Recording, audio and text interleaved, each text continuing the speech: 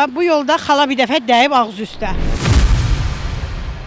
Sökü, qırıq, zibillənmiş səki. Daha doğrusu buna səki demək olmaz. Hazırda biz Əhməd bəy Ağaoğlu küçəsindəyik. Göründüyü kimi magistral yolunun üzərində yerləşən bu səki sakinlərin keçməsi üçün əlverişsizdir. Problem yeni deyil. Səkinin üzəri taxtalarla örtülsə də hazırda taxtalar belə yoxdur. Paytaxtın Əhməd bəy Ağaoğlu ünvanında piyadaların hərəkəti üçün nəzərdə tutulan səki aylardır yararsız vəziyyətdədir. Dağılan örtük, sökülmüş hissələr və keçilməz vəziyyətə düşən yol sakinlərin hərəkətini çətinləşdirir. Dağıntılı vəziyyətdə olan səki xüsusilə yaşlı insanlar, uşaqlar və hərəkət məhdudiyyəti olan şəxslər üçün əlavə çətinlik yaradır.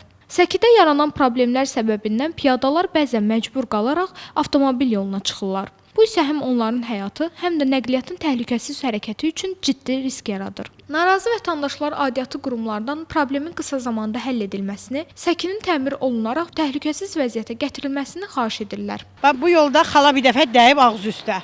Bu yola baxsalar, bu yola gözəllik versələr, şəhərin ən gözəl yeridir də, yaxşı olar.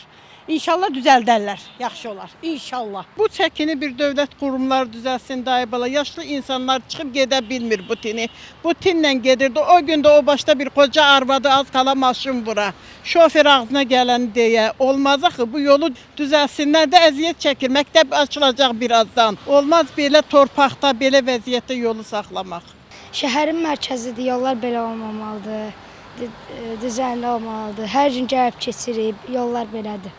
Məsələ ilə bağlı Nərimanov rayon Mənzil Kommunal Təsərrüfat Birliyindən bildirilib ki, sözügedən ərazidə aparılan təmir zamanı səki zədələnib və yaxın vaxtlarda onun təmir bərpası həyata keçiriləcək. Nəzrin Mirzəyeva, Vüqar Ağayev, Bizim Media.